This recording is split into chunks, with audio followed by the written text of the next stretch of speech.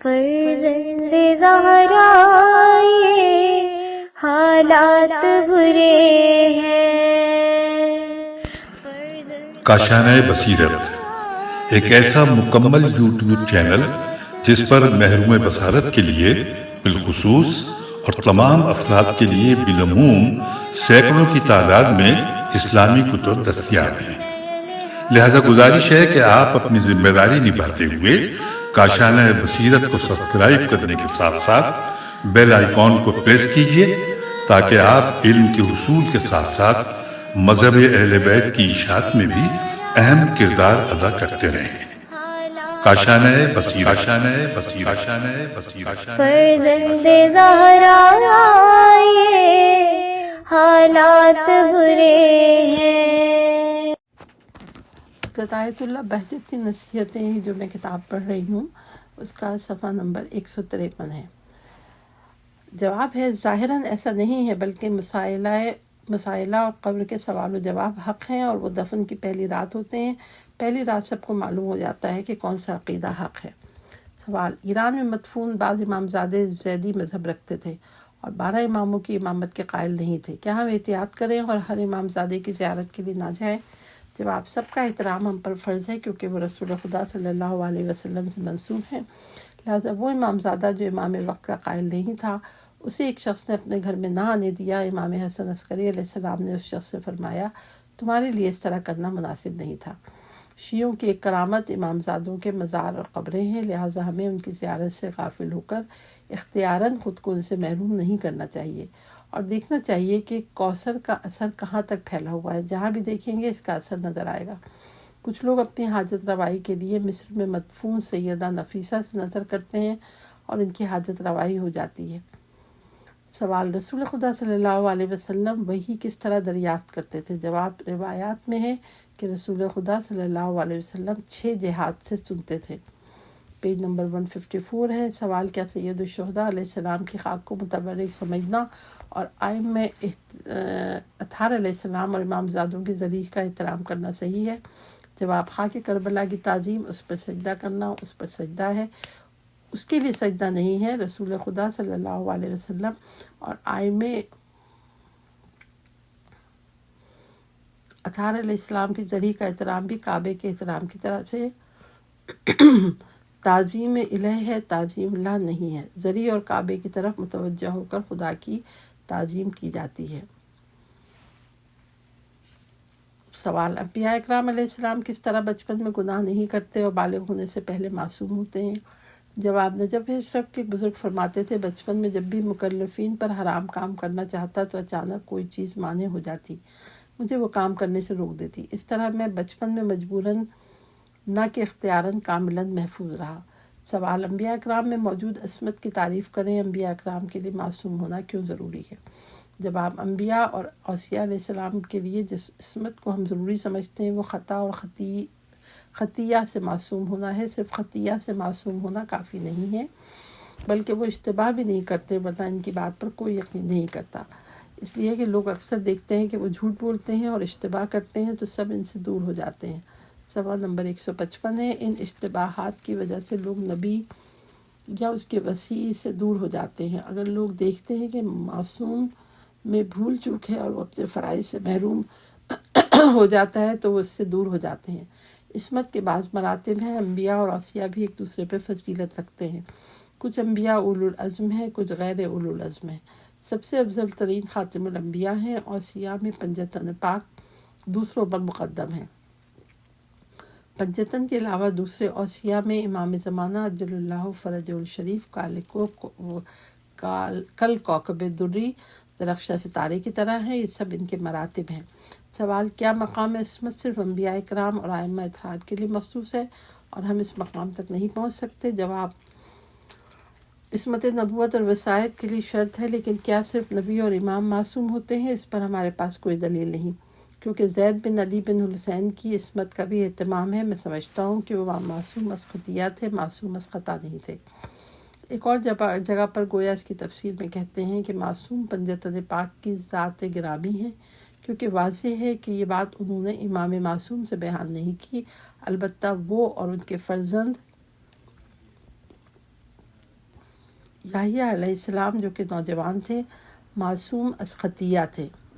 خطیہ کے لیے اوپر پیج نمبر 154 پہ حاشیے میں لکھا ہے کہ وہ کام جو جان بوجھ کر نہیں بلکہ غیر عمدی طور پہ کیے جاتے ہیں انہیں اشتباہ کہتے ہیں، اور کام جان بوجھ کر کیے جاتے ہیں انہیں خطیہ کہتے ہیں۔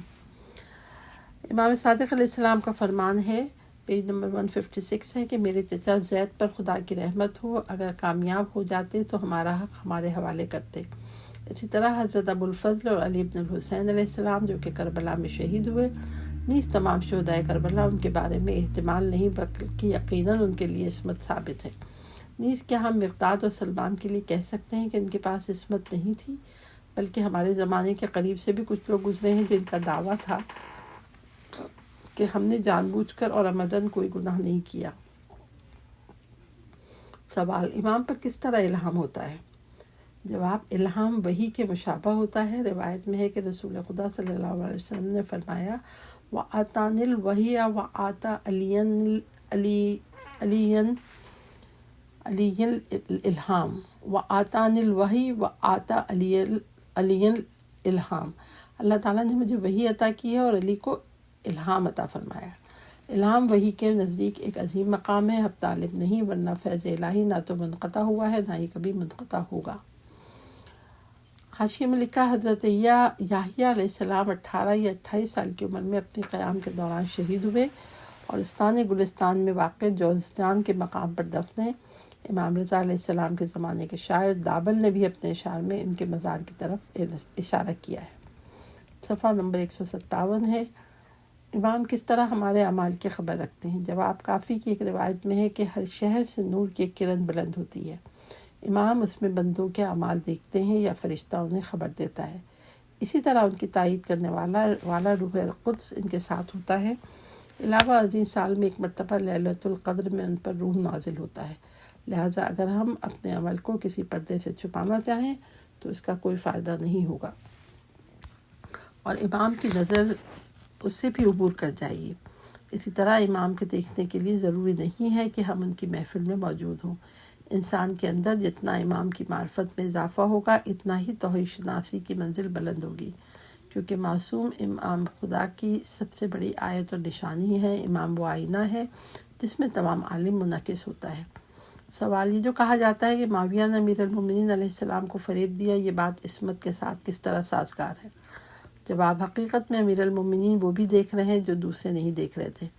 وہ شخص جو غیب اور آئندہ کی خبریں سنائے، کیا اسے کوئی فریب دے سکتا ہے؟ امیر المومنین علیہ السلام نے امام حسن علیہ السلام سے فرمایا کہ معاویہ بالآخر حکومت پر قابض ہو جائے گا۔ Page number 158۔ سوال، ہماری زندگی میں اتفاقاً پیش آنے والی مصیبتوں کی حکمت کیا ہے؟ جواب، اللہ تعالیٰ حکمت اور مصلحت کے بغیر مصیبتیں نازل نہیں کرتا، بلکہ ہماری دعاؤں اور مناجات کے لیے نازل کرتا ہے، لہٰذا انہیں دور کرنے کے لیے دعائیں اور مناجات ضروری ہیں۔ بارگاہ خداوندی میں گریہ مطلوب اور پسندیدہ ہے۔ فلولا اذ جاءہم باسنا تضرعوا، جب ان کے پاس ہماری طرف سے سختی آئی تو آخر انہوں نے تضرع و اعتذاری کیوں نہ کی؟ ہر انسان کے پاس اس کی استعداد کے مطابق بلاؤں اور مصیبتوں کا برتن ہے۔ لوگوں کے برتن مصیبتوں سے بھر چکے ہیں، لیکن اللہ تعالیٰ سب سے محبت کرتا ہے۔ کیا اس نے ہمیں مصیبتوں کے طوفان سے مقابلے کے لیے کشتی میں تنہا چھوڑ دیا ہے، یا اسے ہمیشہ ہماری فکر ہوتی ہے؟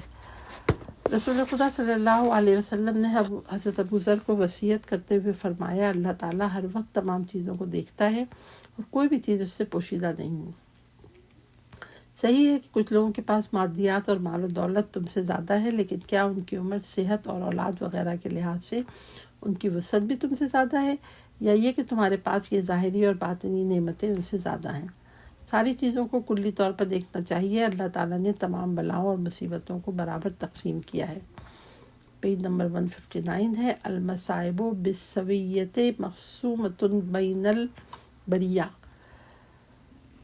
سوال، کیا اہل سنت کے پاس بھی امیر المومنین علیہ السلام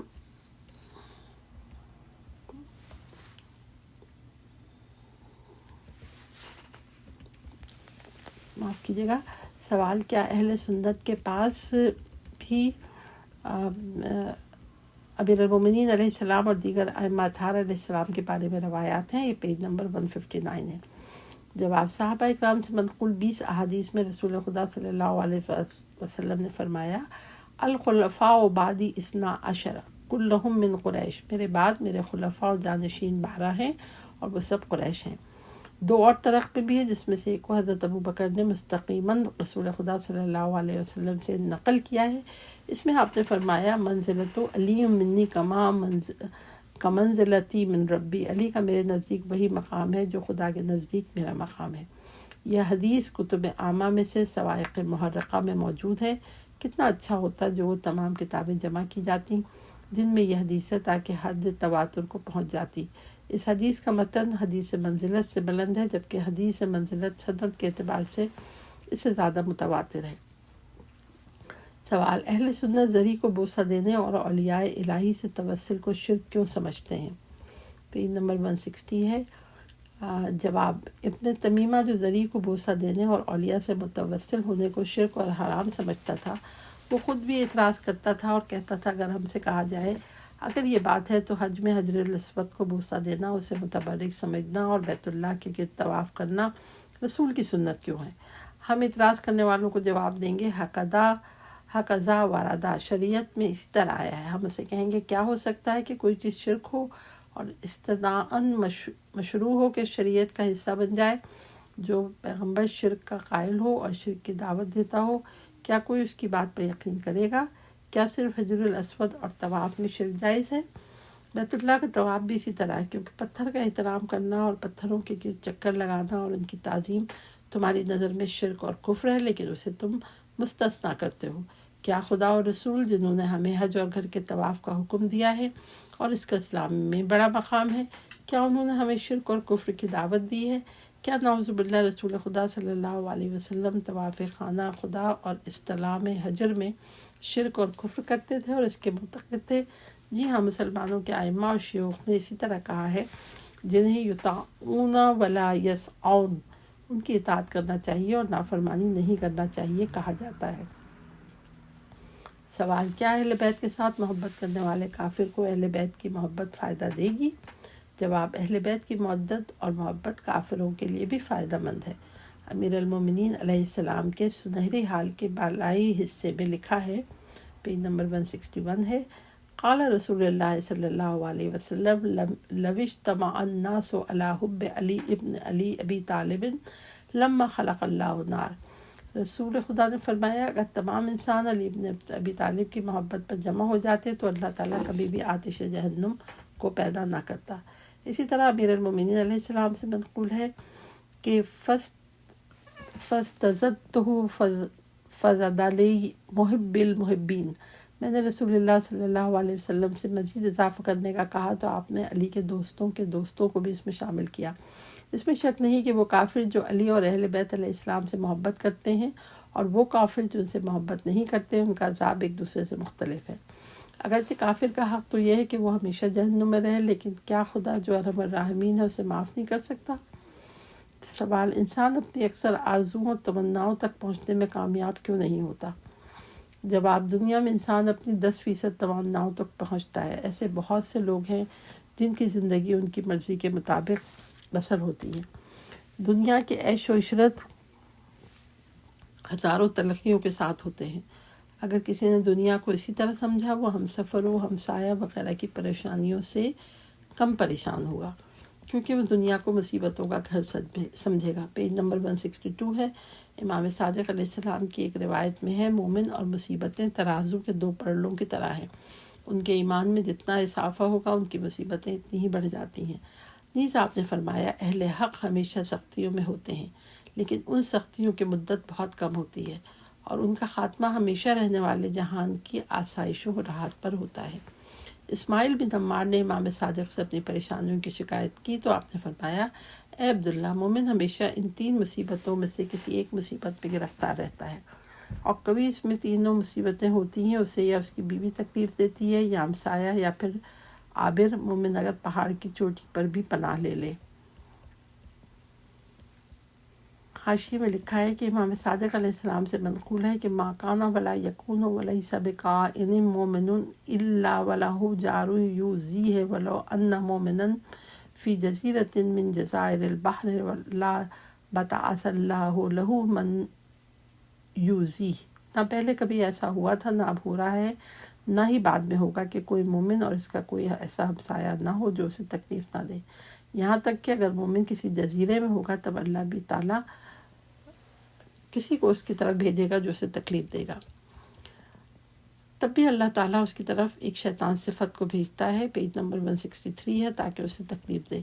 ان تمام حالات میں مومن کا ایمان اس کا ساتھی ہوتا ہے، اس کی حفاظت کرتا ہے۔ جس کے پاس ایمان نہیں ہے اس کے پاس صبر بھی نہیں ہے۔ سوال، دعا کس طرح کرنا چاہیے؟ جواب، کیا کوئی کام مقدمات کے بغیر ہوتا ہے؟ اگر آپ واقعاً دعا کرنا چاہتے ہیں تو اس کے کچھ مقدمات ہیں۔ دعا کے لیے ان امور کی طرف توجہ کرنا ضروری ہے۔ نمبر 1، اللہ تعالیٰ کی ثنا، تعظیم اور تمجید۔ نمبر 2، گناہوں کا اقرار، ان سے ندامت کا اظہار جو تقریباً منزلہ توبہ یا لوازم توبہ میں سے ہیں۔ نمبر 3، درود بر محمد وآل محمد علیہ السلام جو کہ فیض کا وسیلہ اور واسطہ ہیں۔ نمبر 4، گریہ و بکا، اگر نہ ہو تو رونے جیسی صورت بناؤ، اگرچہ مختصر ہو، پھر اپنی حاجت کو طلب کرو، انشاءاللہ حاجت پوری ہوگی۔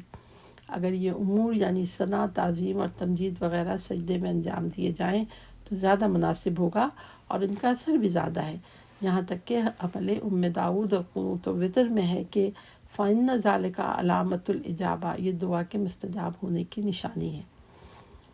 پیج نمبر 164 ہے، ائمہ اطہار علیہ السلام کے اذن و دخول میں ہے کہ فَهُوَ عَلَامَةُ الْإِذْنِ، یہ گریہ و بکا اجازت کی نشانی ہے، یعنی گریہ و بکا خدا تک پہنچنے اور غیب سے ارتباط کا تکوینی راستہ ہے، البتہ ان لوگوں کے لیے جو ان باتوں پر یقین رکھتے ہیں۔ سوال، ہم دعا تو کرتے ہیں لیکن ہماری دعا مستجاب نہیں ہوتی، اس کا کیا سبب ہے؟ جواب، دعا کے مستجاب ہونے کی شرط توبہ ہے، لہٰذا فرشتے کہتے ہیں تم اس مشروط دعا کو اس کی شرط توبہ کے ساتھ انجام کیوں نہیں دیتے تاکہ تمہاری دعا مستجاب ہو؟ تم توبہ کر کے تائب والی دعا کیوں نہیں کرتے؟ پیج نمبر 165، حضرت آیت اللہ بہجت کی نصیحتیں جو میں کتاب پڑھ رہی ہوں، اس کا صفحہ نمبر 165 ہے اور اس کا 6واں باب ہے۔ 6واں باب ہیڈنگ کے نیچے لکھا ہے تفسیر آیات و روایات۔ پیج نمبر 166 جو ہے وہ بلینک ہے، اس میں کچھ بھی نہیں لکھا ہوا ہے، اور 167 میں سوال لکھا ہے کہ آیت کریمہ فَاذْكُرُونِی أَذْكُرْکُم، بس تم مجھے یاد رکھو میں تمہیں یاد رکھوں گا کا کیا معنی ہے؟ جواب، بعض تفاسیر میں اس کا یہ معنی بیان ہوا ہے اذکرونی بالدعاء اذکرکم بالاجابہ، تم مجھے اپنی دعا کے ذریعے یاد کرو تاکہ میں اس سے مستجاب کر کے تمہیں یاد کروں گا۔ ایک اور روایت میں اس کی وضاحت یوں ہوئی ہے، انا مع عبدی اذا ذکرنی فمن ذکرنی فی نفسہ ذکرتہ فی نفسی ومن ذکرنی فی ملئن ذکرتہ فی ملئن خیر منہ، جب بھی میرا بندہ کوئی مجھے یاد کرتا ہے میں اس کے ساتھ ہوتا ہوں، جو مجھے دل میں یاد کرتا ہے میں اسے اپنے پاس یاد کرتا ہوں، جو مجھے لوگوں کے گروہ میں یاد کرتا ہے میں اسے ایسے گروہ میں یاد کروں گا جو ان سے اچھا ہوگا۔ ذکرنی فی ملئن یعنی وہ لوگوں کو خدا کی یاد سے فائدہ پہنچائیں اور خود بھی یاد خدا سے مستفید ہوں، اور ذکرتہ فی ملئن یعنی نافعین بذکری لہ، میں انہی لوگوں کے گروہ سے بہتر گروہ میں یاد کروں گا اس طرح کہ میرے یاد کرنے سے وہ فائدہ اٹھائیں گے۔ سوال، روایات میں مصحف حضرت فاطمہ سلام اللہ علیہ کے بارے میں بیان ہوا ہے، اس سے کیا مراد ہے؟ جواب، مصحف حضرت فاطمہ علیہ السلام جس میں واقعات بیان ہوئے ہیں معلوم نہیں کہ وہ عام کتابوں کی طرح ہے، بلکہ احتمال ہے کہ یہ ایک رمز ہے جسے فلاں شخص 10-20 افراد کے ساتھ فلاں زمانے میں فلاں جگہ قیام کرے گا وغیرہ۔ یہ جفر کی کتابوں کی طرح ہے جس میں عجیب و غریب باتیں ملتی ہیں۔ سوال، بعض دعائیں مخصوص اوقات اور مخصوص جگہوں کے لیے بیان ہوئی ہیں، کیا انہیں دوسرے اوقات میں اور دوسری جگہوں پر پڑھا جا سکتا ہے؟ جواب، وہ دعائیں جو مخصوص اوقات اور مخصوص زمانے کے لیے بیان ہوئی ہیں وہ اختصاصی نہیں ہے کہ انہیں دوسرے اوقات اور دوسری جگہوں پر نہ پڑھا جا سکے، بلکہ اس طرح کی دعائیں متعدد مقامات پر قابل استفادہ ہیں، لہٰذا دعاؤں کو خاص جگہ یا خاص اوقات کے علاوہ دوسری جگہوں اور دوسرے اوقات میں بھی پڑھا جا سکتا ہے۔ پیج نمبر 169 ہے۔ سوال، وجدتک اہلا للعبادت فعبدتک، میں نے تجھے عبادت کے لائق سمجھا، لہٰذا تیری عبادت کی، اس سے کیا مراد ہے؟ جواب، یعنی عبادتوں کے اہل ہونے اور بندگی کے حقدار ہونے کے علاوہ کوئی اور چیز مقصود نہ ہو، آزاد لوگوں والی عبادت کی طرح، جیسا کہ روایات میں ہے۔ سوال، کیا وجدت کا اہلا للعباد پروانہ اور شمع کی داستان کا حصہ ہے؟ جواب، لازمہ کہا جائے گا کہ پروانہ شمع کے حصے نور کو دیکھتا ہے، وہ شمع کے حصے نور کو دیکھتا ہے، اور حصے نور اس غیر محسوس نور کی مخلوق ہے۔ کیا یہ کہا جا سکتا ہے کہ مجھے سونے کے ایک سکے سے محبت ہے اور اس سے میں خوش ہوں، لیکن سونے کے 1000 سکوں سے مجھے محبت نہیں ہے؟ سوال، آیت کریمہ وَعَلَّمَ آدَمَ الْأَسْمَاءَ كُلَّهَا، اور اس اللہ نے آدم کو تمام چیزوں کے نام سکھائے، سے کیا مراد ہے؟ جواب، اس سے حقائق کا علم مقصود ہے جو انسانوں کے حیوانوں بلکہ فرشتوں سے ممتاز ہونے کا باعث ہے۔ پیج نمبر 170 ہے۔ یہاں اسماء سے مراد مسمی مراد ہے، بغیر مسمی کے صرف اسم مراد نہیں۔ اسم اور مسمی کی وحدت کی وجہ سے اسم پر مسمی کا اطلاق ہوتا ہے، بے اسماء ہؤلاء، ان کے اسماء کے ذریعے۔ سوال، حدیث قدسی خلقت الاشیاء لاجلک وخلقتک لاجلی، میں نے ساری چیزیں تیرے لیے پیدا کی ہیں اور تجھے اپنے لیے پیدا کی کا کیا معنی ہے؟ جواب، حدیث قدسی میں نے ساری چیزیں تیرے لیے پیدا کی ہیں اور تجھے اپنے لیے پیدا کیا ہے میں خلق اور مخلوق کا نتیجہ اور علم معرفت ہے۔ سوال، آیت کریمہ وما خلقت الجن والانس الا لیعبدون میں الا لیعبدون سے کیا مراد ہے؟ جواب، عبادت اور معرفت لازم و ملزوم ہے، لہذا جن کے مشاہدات قوی ہیں وہ یسبحون اللیل والنہار لا یفترون، وہ رات دن اس کی تسبیح کرتے ہیں، کبھی ملول نہیں ہیں اور وقفہ نہیں کرتے کہ مصداق انسان میں موجودہ نقائص نفس کی پیروی اور انبیاء اکرام علیہ السلام کی اطاعت اور تعلیمات سے دوری کی وجہ سے ہیں۔ اگر وہ ان کی اطاعت کریں گے تو انبیاء اور ائمہ علیہ السلام کے مشابہ ہو جائیں گے۔ پیج نمبر 177 ہے۔ سوال، اللہ تعالیٰ نے ایسے افراد کو کیوں پیدا کیا جو جہنم کے حقدار بنتے ہیں؟ جواب، حدیث قدسی میں ہے کنت کنزا مخفیا فاحببت ان عارف فخلقت الخلق لک عارف، میں پوشیدہ خزانہ تھا، میں نے چاہا کہ مجھے پہچانا جائے، لہٰذا میں نے اپنی معرفت کے لیے مخلوق کو پیدا کیا۔ اللہ تعالیٰ نے کچھ لوگوں کو منتخب کیا، انہیں اپنے جوار میں اپنا ہم نشین اور اپنے اسماء اور صفات کا مظہر قرار دیا۔ ان میں سے ہر ایک ترازو کے ایک پلڑے میں ہے اور ساری مخلوق دوسرے پلڑے میں ہے۔ اگر ترازو کے ذریعے لوگوں کی اہمیت کا وزن کیا جائے تو ایک کامل مومن کی اہمیت 1000 غیر مومن افراد سے زیادہ سنگین ہوگی۔ روایت میں ہے کہ اگر دنیا میں صرف ایک امام اور ایک ماموم ہوتا تب بھی غرض خلقت حاصل تھی۔ حاشیے میں لکھا ہے کہ ظاہراً مذکورہ مطالب سے استاد معظم قدس سرا کی مراد درج ذیل حدیث قدسی سے ہے، جس میں اللہ تعالیٰ فرماتا ہے لو لم یکن من خلقی فی الارض فیما بین المشرق والمغرب الا مومن واحد مع امام عادل لاستغنیت بعبادتہما عن جمیع ما خلقت فی ارضی ولقامت سبع سماوات وارضین بہما ولجعلت لہما من ایمانہما انسا لا یحتاجان الی انس سواہما الکافی، جلد 2 پیج نمبر 350۔ ترجمہ یہ ہے کہ اگر زمین پر اور مشرق و مغرب کے درمیان ایک مومن اور ایک عادل امام کے علاوہ کوئی اور ہوتا، میں ان دونوں عبادت کے ذریعے زمین پر اپنی ساری مخلوق سے بے نیاز ہو جاتا اور ساتوں آسمان اور زمین ان دونوں کی وجہ سے قائم ہوتے، میں دونوں کے ایمان سے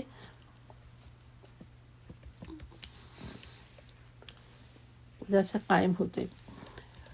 صفحہ نمبر 172 ہے۔ سوال، جناب علی سے امیر المومنین علیہ السلام کے فضائل پر مشتمل حدیث سننا چاہتا ہوں۔ جواب، رسول خدا صلی اللہ علیہ وسلم نے فرمایا اے علیم، اگر مجھے اس بات کا خوف نہ ہوتا کہ مسلمان آپ کے ساتھ وہی کریں گے جو مسیحیوں نے حضرت عیسیٰ علیہ السلام کے ساتھ کیا تھا، تو آپ کے بارے میں ایسی بات کہتا ہے کہ آپ جہاں سے بھی گزرتے لوگ آپ کے پاؤں کی خاک کو بطور تبرک اٹھا لیتے۔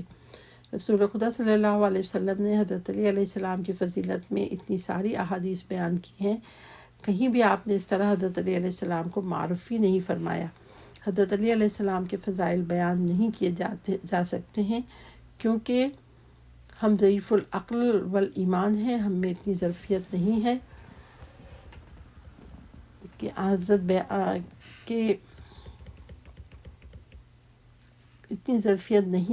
کہ اگر حضرت بیان کرتے تو بہت سے لوگ کافر ہو جاتے اور بہت کم لوگ اپنے ایمان پر ثابت رہتے۔ حضرت عیسیٰ علیہ السلام کے ساتھ بھی اسی طرح ہوا تھا۔ یہ جو میں نے پیج نمبر 171 میں پڑھا تھا، اس کا بقیہ لکھا ہے کہ اگلے صفحے پر ہے، کہ اس میں لکھا ہے کہ ایسا انس قرار دیتا کہ انہیں کسی اور انس کی ضرورت نہیں پڑتی۔ جواب کا خلاصہ یہ ہے کہ انبیاء، اولیاء، اوصیاء حقیقی مومنوں کی طرح مومنوں کی خلقت سے غرض خلقت حاصل ہے، جبکہ دیگر افراد اپنے اختیار سے جہنم میں جاتے ہیں، اگر چاہیں تو نیک اعمال صالح کر کے بہشت میں چلے جائیں۔ اصل روایت جو ہے وہ اگر چاہیں تو نیک اور صالح اعمال انجام دے کے بہشت میں چلے جائیں۔ پیج نمبر 173 ہے۔ سوال، ان دو متنافذ روایت کو کیسے جمع کیا جا سکتا ہے؟ ایک روایت میں ہے کہ خلقتم للبقاء لا للفنا، تم بقا کے لیے خلق ہوئے ہو، فنا کے لیے خلق نہیں ہوئے ہو، اور دوسری روایت میں ہے کہ خلقتم للفنا لا للبقاء، تم فنا کے لیے خلق ہوئے ہو، بقا کے لیے نہیں، یعنی اے انسان تم معبود کی نسبت سے ہمیشہ باقی رہو گے، جبکہ اپنے وجود کے اعتبار سے فانی خلق ہوئے ہو۔ خدائی روح کے لیے بقا اور انسانی جسم کا مقدر فنا ہے۔ سوال، انما یخشى اللہ من عبادہ العلماء، اس آیت میں علماء سے کیا مراد ہے؟ جواب، ہمارے شیخ آیت اللہ الحاج شیخ محمد حسین اصفہانی المعروف بکم پانی نے جب سید صدر سے سوال پوچھا تو انہوں نے کہا کہ اس سے علماء باللہ مراد ہیں، چند اصطلاحیں یاد کرنے والے لوگ مراد نہیں ہیں، کیونکہ آیت میں لفظ انما آیا ہے۔ اگر ہم قیامت پر یقین نہ رکھیں تو معذور نہیں ہے، ہم سے کہا جائے گا افلا تعلمتا، یعنی تم نے پوچھا کیوں نہیں؟ پیج نمبر 174 ہے۔ اگر ہم اس پر یقین تو رکھیں لیکن اس کے لیے ضروری اعمال انجام نہ دیں تب بھی ہم معذور نہیں، ہم سے کہا جائے گا افلا عملتا، تو نے عمل کیوں نہیں کیا؟ امیر المومنین علیہ السلام سے مروی ہے کہ آپ نے فرمایا اپنے علم پر عمل نہ کرنے والے عالم وقود النار جہنم کی آگ کا ایندھن ہوں گے۔ سوال، آیت کریمہ ومن احیاھا فکانما احیا الناس جمیعا میں حیات سے کیا مراد ہے؟ جواب، اس آیت میں حیات سے مراد دین کے ذریعے ضلالت اور گمراہی سے نجات دینا ہے۔ اس کے ذریعے بہت سے لوگوں کی اور معاشرے کی اصلاح ہو سکتی ہے، شرط صرف ایک ہے، وہ ہے اپنی اور دوسروں کی اصلاح کرنا۔ اگر کوئی شخص اس کام میں جدی ہو تو میں نہیں سمجھتا کہ وہ پشیمان ہوگا۔ اگر یہ پروگرام منصف لوگوں کے حوالے کیا جائے تو وہ دوسروں کی اصلاح کریں گے اور دوسرے بھی اسی طرح دیگر افراد کی اصلاح کریں گے۔ اس طرح پھیلنے والے امراض کے مقابلے میں اصلاحات پھیل جائیں گی۔ اللہ تعالیٰ فرماتا ہے، پیج نمبر 175 ہے، ومن احیاھا فکانما احیا الناس جمیعا، جس نے کسی ایک جان کو بچا لیا وہ ایسا ہے کہ اس نے تمام انسانوں کو بچا لیا۔ سوال، امام زمانہ اجل اللہ فرجہ الشریف کی زیارت میں ہے، السلام علیکہ ایھا المہذب الخائف، اے خوفزدہ مہذب آپ پر سلام ہو۔ یہاں خوفزدہ مہذب سے کیا مراد ہے؟ جواب، خائن خوفزدہ ہوتا ہے، مہذب بے گناہ اور پاک انسان کسی سے بھی نہیں ڈرتا ہے۔ امام پاک ہونے کے باوجود اپنے اظہار سے خوفزدہ ہیں، ہمارے گناہوں اور ہمارے اعمال کی وجہ سے آپ 1000 سال سے بیان بادوں میں ہیں اور خوفزدہ ہیں۔ سوال، امر بالمعروف کے بعد صبر کی تلقین کیوں کی گئی ہے؟ جواب، آیہ کریمہ امر بالمعروف ہے وانہا عن المنکر واصبر علی ما اصابک، اور نیکی کا حکم دے اور برائی سے منع کر اور جو مصیبت پیش آئے اس پہ صبر کر۔ اس سے معلوم ہوتا ہے کہ صبر و تحمل کرنا اور برے الفاظ سننا مزیدار حلوے اور پاکیزہ مٹھائی کی طرح ہے۔ امر بالمعروف اور نہی عن المنکر کا حصہ ہے، جی ہاں، صبر و تحمل بیجا تعریف سے افضل ہے۔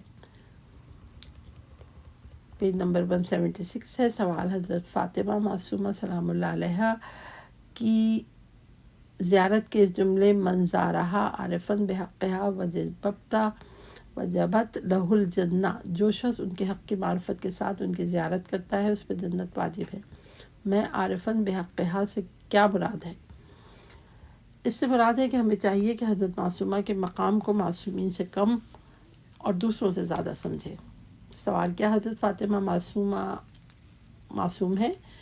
عجیب بات ہے۔ جواب، عجیب بات ہے، کیسے ممکن ہے کہ امام نے کسی کے بارے میں فرمایا ہو من زارہا وجبت لہ الجنہ، جو ان کی زیارت کرے گا اس پہ جنت واجب ہے اور وہ معصوم نہ ہو۔ سوال: امام حسین علیہ السلام نے جب اپنے بھتیجے جناب قاسم سے پوچھا کہ موت تیری نظر میں کیسی ہے تو انہوں نے جواب دیا احلی من الاصل، موت میری نظر میں شہد سے زیادہ میٹھی ہے۔ اس سے کیا مراد ہے؟ موت کس طرح شہد سے میٹھی ہو سکتی ہے؟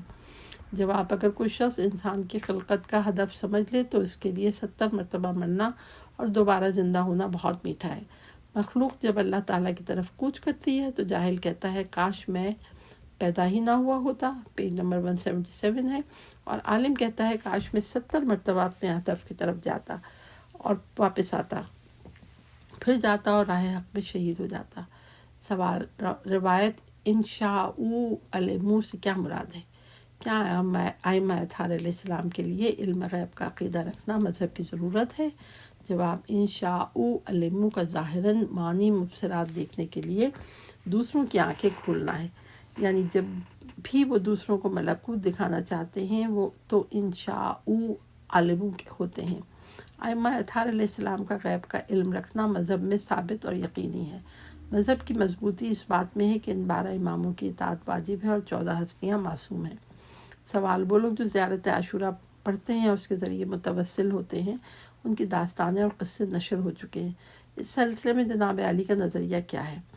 جواب: زیارت عاشوراء کا متن اس کی عظمت پر گواہ ہے، مخصوصاً زیارت کی سند قابل دید ہے۔ امام جعفر صادق علیہ السلام نے صفوان سے فرمایا اس زیارت اور دعا کو پڑھو، اس کے پابند رہو، جو شخص یہ زیارت پڑھتا ہے میں اس کے لیے چند چیزوں کا ضامن ہوں۔ نمبر 1، اس کی زیارت قبول ہوگی۔ نمبر 2، اس کی جد و جہد لائق تحسین ہوگی، صفحہ نمبر 178 آ گیا ہے۔ نمبر 3، اس کی تمام حاجتیں پوری ہوں گی، وہ بارگاہ الہی سے نا امید نہیں لوٹے گا۔